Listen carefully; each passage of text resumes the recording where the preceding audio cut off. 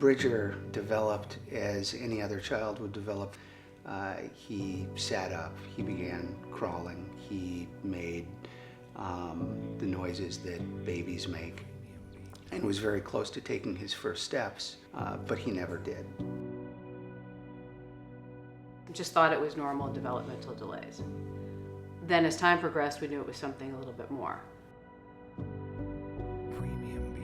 So we really didn't hear about INAD until our second son, Bridger, was 7 years old, when I got a call from children saying, hey, we think we may know what it is.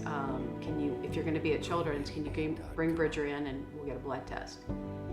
And that was really the first experience we had with INAD. Definitely in the beginning, families struggle with accepting that their child is suffering from an ultra-rare condition.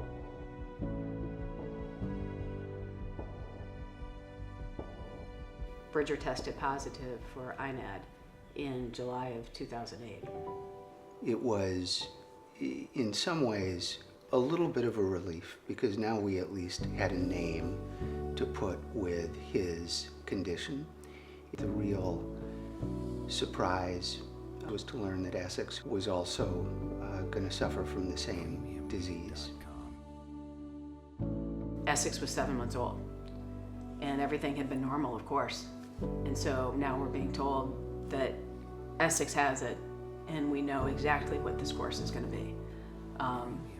And I mean, it's just, I don't know that you can really describe it. The first is the shock, and you get upset, but then okay, now you got to deal with it. And Kelly's right. We pulled together as a family and made certain that we were ready to take care of our son. And that's when we started having conversations with Children's about trying a bone marrow transplant. We all got tested to see about match, and Trip was a perfect match. I remember one night my parents called me downstairs, and when you're 8, like you can't comprehend all of it.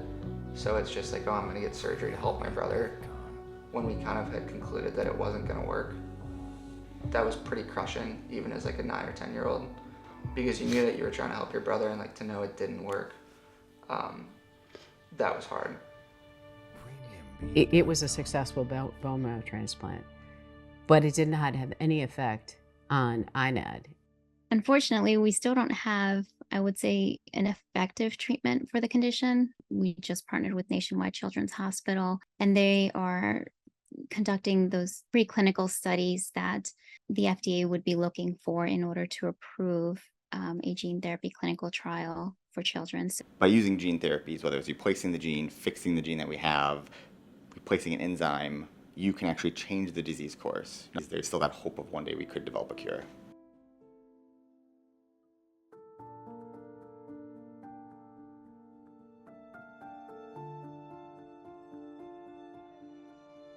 It was inescapable to recognize that we were raising money for a cause that is going to wind up taking Essex life, who is sitting here with us.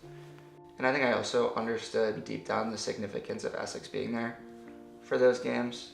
And I remember that being really cool. If you look back at some of the photos from the first couple of games, it's just, I mean, we look hilarious. But it's awesome to see Essex there too. So.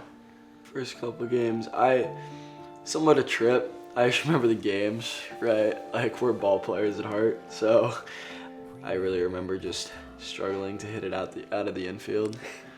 I just remember it as an incredible event for community spirit. There's just so much happiness at those events, and it's really strong given what we're there for. And what a wonderful way to, yes, keep his memory alive, because that was the most important thing, is that he had a huge impact on everyone that he touched, which, you know, some people don't realize. Even though he couldn't talk, just his presence and how he was, and people learning how to deal with children with severe disabilities, it changed a lot of people, and there are a lot of people that told us that. We're very fortunate. It's an odd sounding thing to say when you're talking about having 2 children, with this condition, but we're very fortunate. We wanted to think about what can we do for others? What can we do for other people who maybe don't have the resources, don't have the extended family, don't have the capability to take care of their children the way we think we were. And so that did become an important part of our journey with Bridger in Essex, and it still is. If you drop a pebble or a rock in water, it will send ripples out across the water. And the question is, how far and wide will our ripples go? And what will the impact be of our lives on other people? And will they be an impact for good? Bridger in Essex had a remarkably strong, important, and valuable impact on other people's lives. Ours, the community around us, strangers that they met in airports, in stores, kids they met at school. And that is a tremendous legacy, almost regardless of whatever we do with the fund or with the game. When people say, how many children do you have? I say 4. I don't say 2, because I don't want them forgotten. And that's what's important.